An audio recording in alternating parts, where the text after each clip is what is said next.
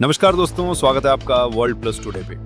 आज हम बात करेंगे ईरान के उस मास्टर स्ट्रोक की जिसने वेस्टर्न वर्ल्ड, खासकर अमेरिका और इजराइल को गहरी चिंता में डाल दिया है। एक ऐसा फैसला जो सिर्फ डिप्लोमेटिक नहीं है बल्कि सिग्नल है कि ईरान अब पूरी तरह से अपने न्यूक्लियर प्रोग्राम को लेकर सख्त मोड में आ चुका है। 21 जून 2025 को ईरान की संसद ने एक बिल पास किया जिसके बाद इंटरनेशनल एटॉमिक एनर्जी एजेंसी यानी IAEA को अब ईरान की न्यूक्लियर साइट्स पर आने की अनुमति नहीं रहेगी। ये वही एजेंसी है जो UN की तरफ से दुनिया के न्यूक्लियर प्रोग्राम्स की निगरानी करती है।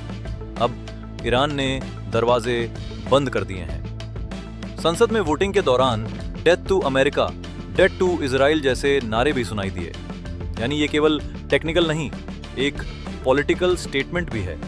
ईरान का कहना है कि हमने IAEA को पारदर्शिता दिखाने के लिए एक्सेस दिया, लेकिन इसके बावजूद अमेरिका और इजराइल ने हमारी न्यूक्लियर साइट्स पर हमला किया। उनका दूसरा आरोप यह है कि IAEA हमारी साइट्स और वैज्ञानिकों की सुरक्षा करने में नाकाम रहा। अब ईरान का भरोसा पूरी तरह से टूट चुका है। IAEA के डायरेक्टर जनरल राफेल ग्रोसी ने ईरान को लेटर भेजा है और डायलॉग की अपील की है, लेकिन ईरान ने साफ संकेत दिए हैं कि वे अब कोई एक्सेस देने को तैयार नहीं हैं। इस बीच अमेरिका की डिफेंस इंटेलिजेंस एजेंसी DIA की एक रिपोर्ट सामने आई है जिसने डोनाल्ड ट्रंप की सरकार को भी चौंका दिया है। रिपोर्ट के मुताबिक अमेरिका और इजराइल की एयर स्ट्राइक्स ईरान की न्यूक्लियर क्षमताओं को सिर्फ कुछ महीनों के लिए रोक सकी।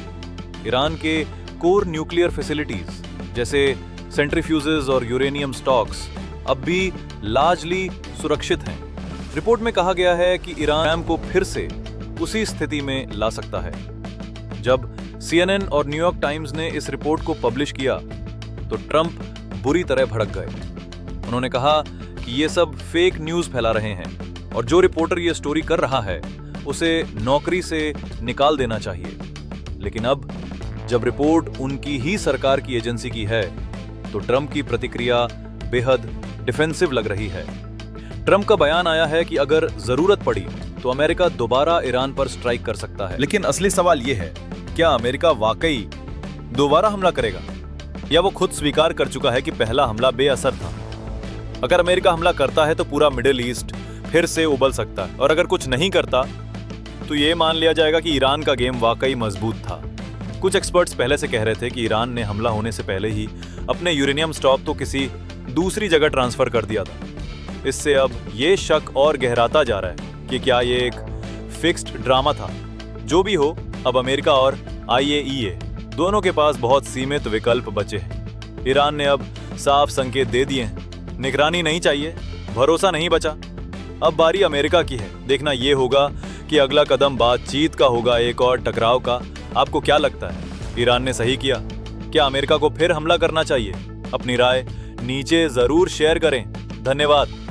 जुड़े रहिए वर्ल्ड प्लस टुडे के साथ, जहां हर खबर मिलती है असली गहराई के साथ।